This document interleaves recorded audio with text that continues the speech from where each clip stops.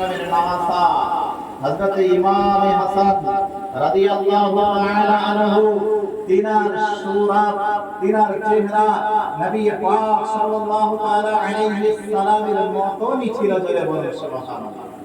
হাদিস পাকের মধ্যে বলা হয়েছে যে হযরত ইমাম হাসান রাদিয়াল্লাহু তাআলা আনহু সিনা থেকে মাথা পর্যন্ত নবী পাকের মতই দেখতে ছিলেন জোরে বলে সুবহানাল্লাহ।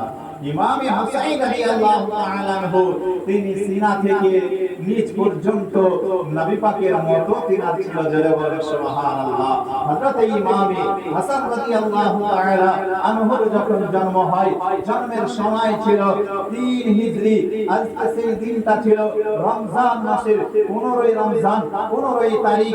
মা ফাতিমাতুজ জাহরা রাদিয়াল্লাহু তাআলা আনহার ঘরে জন্ম হয় নবী পাক সাহেবের আওলাদ সাল্লাল্লাহু তাআলা আলাইহি সালাম মা ফাতিমাতুজ জাহরা রাদিয়াল্লাহু তাআলা আনহার ঘরে যাওয়ার পরে নবী পাক সাহেবের আওলাদ সাল্লাল্লাহু তাআলা আলাইহি সালামের কোলে আসমা বিনতে উমাইস তিনি নবী পাকের কোলে হযরত ইমাম হাসানকে তুলে দেয়। ইমাম হাসানকে যখন তুলে দেয় আসমা বিনতে উমাইস বলে মনে হচ্ছে চাঁদের কোলে চাঁদ বসে আছে জলে বলে সুবহানাল্লাহ। চাঁদের কোলে চাঁদ নবী পাক সাল্লাল্লাহু আলাইহি ওয়াসাল্লামের নূরানীময় চেহারা আর সেই নূরানীময় চেহারার কোলে নূরানীময় চেহারা নবীর নামাসা রয়েছে জলে বলে সুবহানাল্লাহ। নবী পাক সাল্লাল্লাহু তাআলা আলাইহি ওয়াসাল্লাম হযরত আলী রাদিয়াল্লাহু তাআলা আনহুকে জিজ্ঞাসা করে বলে আলী বলে এই সন্তানের নাম তুমি কি রাখবে বলো। হযরত আলী রাদিয়াল্লাহু তাআলা আনহু একটি riwayতের মধ্যে পাওয়া যায় তিনি বলেন হাম আর রাখবো আর একটি riwayতের মধ্যে বলে ইয়া রাসূলুল্লাহ সাল্লাল্লাহু আলাইহি ওয়াসাল্লাম আপনি থাকতে আমি কেমন করে নাম রাখতে পারি। ইয়া রাসূলুল্লাহ আপনি এই আপনার নামাসা আপনার সন্তানের নাম লিখে দিন। হযরত আলী রাদিয়াল্লাহু তাআলা আনহু যখন এই কথা বলা নবী পাক সাহেবের আওলাদ সাল্লাল্লাহু তাআলা আলাইহি ওয়াসাল্লাম আল্লাহ রাব্বুল আলামিনের ইন্তজারে রয়েছে। আল্লাহর তরফ থেকে হযরত জিবরাইল আমিন আলাইহিস সালাম আসে। হযরত জিবরাইল আমিন আলাইহিস সালাম আসার পরে নবী দো জাহান সরওয়ারে কায়নাত ইমামুল আম্বিয়া নবী মুহাম্মদুর রাসূলুল্লাহ সাল্লাল্লাহু তাআলা আলাইহিস সালাম কে বলে ইয়া রাসূলুল্লাহ সাল্লাল্লাহু আলাইহি ওয়াসাল্লাম হযরত মূসা নবী আলাইহিস সালামের বন্ধু হযরত হারুন আলাইহিস সালাম হারুন আলাইহিস সালামের দুটি সন্তান ছিল যার নাম ছিল শাব্বির। হযরত জিবরাইল আমিন আলাইহিস সালাম বলে ইয়া রাসূলুল্লাহ আপনার বন্ধু হযরত আলী রাদিয়াল্লাহু তাআলা আনহু আপনার বন্ধুর সন্তান এর সন্তানের নাম লিখে দেন শাব্বির জোরে বলে সুবহানাল্লাহ। নবী পাক সাল্লাল্লাহু আলাইহি ওয়াসাল্লাম এটা ইব্রানি ভাষা ছিল। নবী পাক সাল্লাল্লাহু আলাইহি ওয়াসাল্লাম এই ভাষাটাকে আজকে আরবি ট্রান্সলেট করার পরে এই সাব্বির ভাষার আরবি বাক্য হচ্ছে হাসান জোরে বলে সুবহানাল্লাহ। শাব্বিরা সাব্বার এর দুটি নামের আরবি হচ্ছে হাসান আর হুসাইন জোরে বলে সুবহানাল্লাহ। সন্তানের নাম হাসান জোরে বলে সুবহানাল্লাহ। কি নাম রাখলে হাসান। যে হাসান রাদিয়াল্লাহু তাআলা আনহু নবী পাক সাহেবের আওলাদ সাল্লাল্লাহু তাআলা আলাইহি ওয়াসাল্লামের পরিচালিত করা জোরে বলে সুবহানাল্লাহ। হযরত হাসান রাদিয়াল্লাহু তাআলা আনহু শহীদের একটি কথা আপনারা ধরি। বর্তমান সময় নবী পাক সাল্লাল্লাহু তাআলা আলাইহি ওয়াসাল্লামের রওজায়ে আনোয়ারে মদিনাতুল মুনাওয়ারা এই রওজা পাকের নিকটে যেতে নিষেধ করছে। এখন বর্তমানে অনেক ব্যক্তি নিষেধ করছে যে রাসূলের দরবারে যাওয়া যাবে না, ওখানে গিয়ে দোয়া করা চলবে না, রাসূলের কাছে যাওয়া চলবে না। রাসূল মরে মাটির সঙ্গে মিশিয়ে গিয়েছে। নাউযুবিল্লাহ আস্তাগফিরুল্লাহ। আজকে ইতিহাস বলুন, আজকে হাদিস শুনিয়ে দেখুন হযরত হাসান রাদিয়াল্লাহু তাআলা আনহুকে একাধিকবার বিষ দেওয়া হয়েছিল, বিষ খাওয়ানো হয়েছিল, দুনিয়া থেকে বিদায় করার পরিকল্পনা করা হয়েছিল। হযরত হাসান রাদিয়াল্লাহু তাআলা আনহুকে সর্বপ্রথম বিষ দেওয়া হয়েছিল আপনার মধুর মধ্যে। বীজ মধুতে মিশিয়ে দেওয়া হয়। হযরত হাসান রাদিয়াল্লাহু তাআলা এই মধুটা খেয়ে নাই, বুঝতে পারে না, যখনই খেয়ে নাই ভিতরে সে বিষাক্ত হয়ে যায়। হযরত হাসান রাদিয়াল্লাহু তাআলা আনহু হযরত ইমাম হুসাইন রাদিয়াল্লাহু তাআলা আনহুকে সঙ্গে নেওয়ার পরে রাসূলের দরবারে যায়।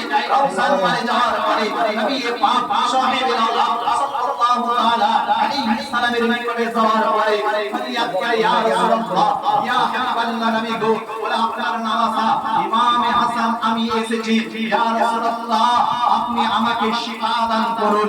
কি বলছে? আপনি আমাকে শিফা দান করুন। শিফা দেনেওয়ালা আল্লাহ। হযরত ইমাম হাসান রাসূলের দরবারে গিয়ে বলে, ইয়া রাসূলুল্লাহ আপনি শিফা দান করুন। নবী পাক সাহেবের আল্লাহ সাল্লাল্লাহু তাআলা আলাইহি সাল্লামের রওজায়ে আনওয়ারে যাওয়ার পরে দোয়া শেষ হয় না, এদিকে শরীরের বিষ পানি হয়ে যায়। জয় বলে সুবহানাল্লাহ। হাদিস রয়েছে একাধিকবার খেজুরের সাথে বীজ দেওয়া হয়েছে। যখনই বীজ পাকে নাই রাসূলের দরবারে গিয়ে দোয়া করে বীজ পানি হয়ে যায়। আজকে আসুন যে ইমাম হাসান আমার আপনার চাইতে ঊর্ধ্বের ছিলেন, তিনি নবীর নামাজা ছিলেন, তিনি আজকে ভালো জানতেন যে রাসূলের দরবারে গিয়ে রাসূলের কাছে চাওয়া শিরক হবে না বেদাত হবে, হারাম হবে না নাজায়েজ হবে না জায়েজ হবে। এটা আপনার আমার কল্পনার বাইরে। ঊর্ধ্বের তেনারা একজন পণ্ডিত ছিলেন যে রাসূলের কাছ থেকে হযরত ইমাম হাসান রাদিয়াল্লাহু তাআলা আনহু তিনার যখন বয়স 7, নবী পাকের ইন্তেকাল, হযরত ইমাম হাসান রাদিয়াল্লাহু তাআলা আনহু এই ছোট অবস্থায় রাসূল সাল্লাল্লাহু তাআলা আলাইহি সাল্লামের কাছ থেকে হাদিস নেওয়ার পরে প্রায় 13টি হাদিস তিনি বর্ণনা করেছেন। জোরে বলুন সুবহানাল্লাহ। ইমাম হাসান ডাইরেক্ট নবীর সাহাবী, তিনি নবীর কাছ থেকে হাদিস নিয়েছেন, হাদিস রওয়ায়াত করেছেন। এত ঊর্ধ্বের ইমাম হওয়ার পরে রাসূলের কাছে গিয়ে রাসূলের কাছে চাওয়া ইনার জন্য জায়েজ হলে উম্মতকে বুঝিয়ে দিলে রাসূলের নিকটে এসে চাওয়া বিদআত নয়, নাজায়েজ নয়, হারাম নয়। রাসূলের দরবারে এসে রাসূলের নিকটে আল্লাহর কাছে চাওয়া জায়েজ জায়েজ জায়েজ। জোরে বলেন সুবহানাল্লাহ। এটাই ইমামে হাসানের সুন্নাত। জোরে বলেন সুবহানাল্লাহ। এটা সাহাবীদের সুন্নাত। নবী পাক সাল্লাল্লাহু আলাইহি ওয়াসাল্লাম বলে 72টা ফেরকা হবে, 73টা ফেরকা হবে, 72টা জান্নাতে জাহান্নামে। ইয়া জান্নাতি, কোনটি জান্নাতি? মা আনা আলাইহি ওয়া আসহাবিহি, আমি এবং আমার সাহাবাদের পথ উম্মতের উপরে যারা থাকবে তারাই জান্নাতি। তো আমরা রাসূলের নিকটে যে আমরা আল্লাহর কাছে দোয়া করি, কোরআন বলে যে বুজুর্গানের দিনদের নিকটে গিয়ে দোয়া করলে আল্লাহ তাআলা দোয়া কবুল করে নেয়। বলে সুবহানাল্লাহ। হযরত ইমাম হাসান রাদিয়াল্লাহু তাআলা আনহু শহীদের সময় যখন লাশ পানির মধ্যে বীজ দেওয়া হয়, পানির পাত্রতে বীজ দেওয়া হয়, ইমাম হাসান রাদিয়াল্লাহু তাআলা আনহু পানিটা পান করে নাই। পানিটা যখন পান করে নাই, শরীর কাঁপতে আরম্ভ করে দিয়েছে, ভিতর থেকে আজকে কাঁপতে কাঁপতে যাচ্ছে। হযরত ইমাম হুসাইন রাদিয়াল্লাহু তাআলা আনহু হযরত ইমাম হাসানের নিকটে যান। ইমাম হাসানকে দেওয়ার পরে বললেন, ভাই আপনি একটু দয়া করে মেহেরবানি করে বলুন আপনাকে কে বীজ খাইয়েছে, কে বীজ দিয়েছে? হযরত ইমাম হাসান রাদিয়াল্লাহু তাআলা আনহু হযরত ইমাম হুসাইনকে বলে, ভাই কে বীজ দিয়েছে এটা আমি যদি বলে দিই তুমি তাকে হত্যা করে দিবে। আমি এটা বলতে চাই না, এর বিচার আমি স্বয়ং আল্লাহর দরবারে দেব, আল্লাহ এর বিচার করবে। হযরত ইমাম হাসান আরো বলেন যে ভাই আমি হয়তো কোরবানি করে কারণ নাম বলে দেব, আর সে তাকে তুমি কে হত্যা করবে? একজন ব্যক্তিকে বিনা দোষে হত্যা করা অপরাধ, হত্যা করা যাবে না। আমি নাম প্রকাশ করছি না, এই বিচার আল্লাহর রাস্তায় ছেড়ে দিলাম। হযরত ইমাম হাসান রাদিয়াল্লাহু তাআলা আনহুকে কে বীজ দিয়েছিল? আহলুস সুন্নাত ওয়াল জামাতের মত যে এর নাম প্রকাশ হয়নি। ইমাম হাসানি জানতেন যে কে বীজ দিয়েছিল। ইমাম হুসাইন তিনি নিজেই বলেন, আমি জানতে পারিনি ভাইয়ের কাছ থেকে। এখন যদি কেউ নাম প্রকাশ করে তাহলে কি সেই জিনিস ধরনের হতে পারে নাকি? কারণ ইয়াসির ভালো করে জানতো ইয়াজিদের পরিকল্পনা ছিল যে ইমাম বংশকে দুনিয়া থেকে মিটিয়ে দিতে হবে।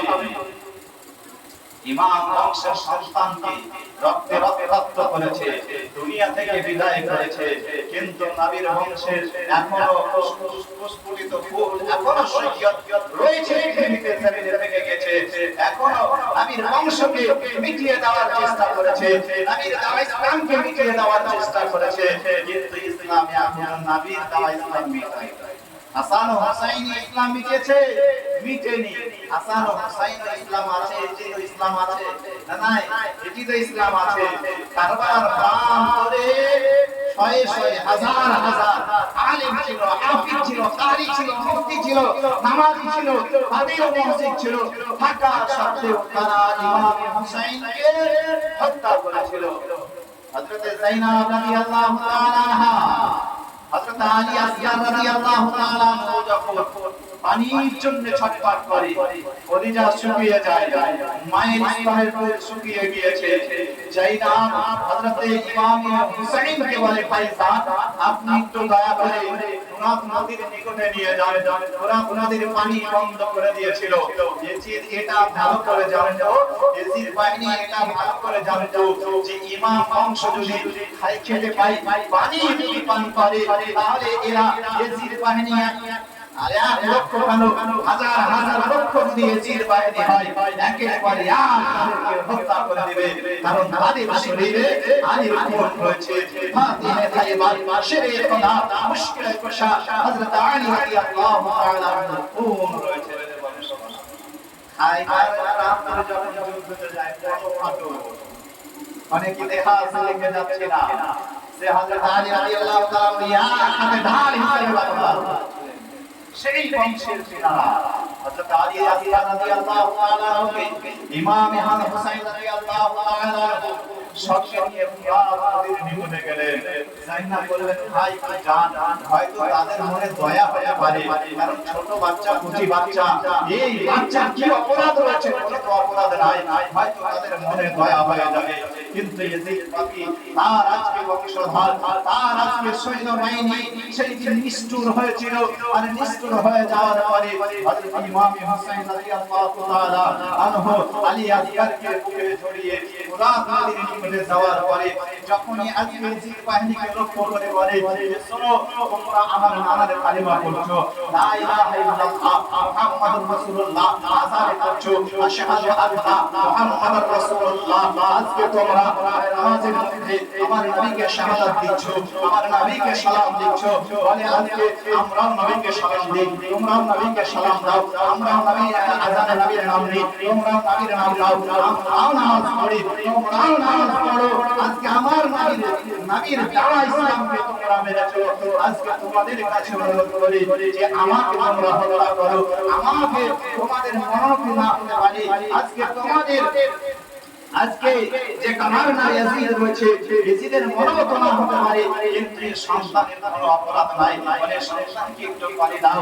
আজকে সেই দিন নিষ্ঠুর ইয়াজিদ বাহিনী হযরত ইমাম হুসাইন রাদিয়াল্লাহু তাআলা আনহুর কোলে থাকা হযরত আলী আসগারকে আজকে লক্ষ্য করে, অল্পের দিকে লক্ষ্য করে তীর ছুড়ে, যখন তীর ছুড়ে হযরত ইমাম হুসাইন রাদিয়াল্লাহু তাআলা আনহু কোলে থাকা সন্তান আলী আসগার রাদিয়াল্লাহু তাআলা আনহু হুকুমে লেগে হুকুম পার হয়ে তিনার সিনাতে বাজুতে যে লেগে যায়, জয় বলো ইন্না লিল্লাহি ওয়া ইন্না ইলাইহি রাজিউন।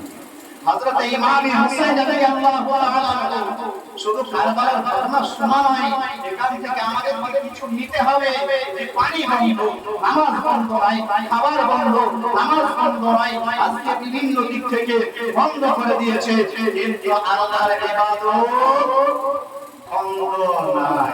আর আমরা একটু কিছু হলে সব বাদ লাগিয়ে সব জাররা জাররা পরিমাণ আল্লাহ হিসাব নেবে, আল্লাহ ছাড় দেয়, ছেড়ে দেয় না। হযরত ইমাম হুসাইন রাদিয়াল্লাহু তাআলা আনহু বলে থাকা সন্তান হযরত আলী আসগারকে শহীদ করে দেয় নিষ্ঠুর ইমাম হুসাইন রাদিয়াল্লাহু তাআলা আনহু।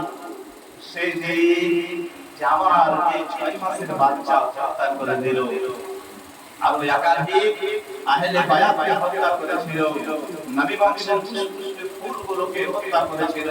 ইমামে হুসাইন সেই দিন যদি একবার ইয়াজিদের হাতে বায়াত হয়ে যেত, কারো প্রতি একটাই কথা, ইমামে হুসাইন যেন আমার কাছে আত্মসমর্পণ করে নাই। ইমামে হুসাইন সেই দিন দেখিয়েছিলেন যে শোনো ইয়াজিদ, কিয়ামত পর্যন্ত যে বাহিনী থাকবে, এটা ইমামে হুসাইন ভালোভাবে জানতে যে শোনো ইয়াজিদ, তুমি কেন তোমার বংশধর ভালো কিয়ামত পর্যন্ত আমার অনুসারী কখনোই তোমার কাছে আত্মসমর্পণ করবে না।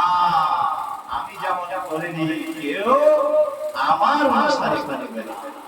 আজকে বিরাদর ইসলাম হযরত যায়েনাবের নিকটে নিয়ে যে সন্তানকে দিচ্ছে, স্ত্রীর কোলে দিচ্ছে, রক্ত মাখা আজকে দেহখানা দিচ্ছে, বলে না আজকে আলী আসগার জান্নাতি পানি, হাউজে কাউসারের পানি পান করে নিয়েছে। আরে বলে সুবহানাল্লাহ, হাউজে কাউসারের পানির মালিক কে?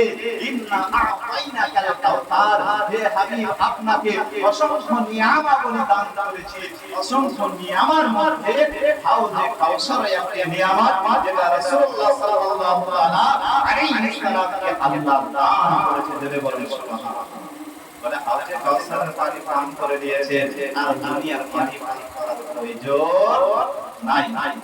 তাই আপনাদের কাছে অনুরোধ করব যে আমরা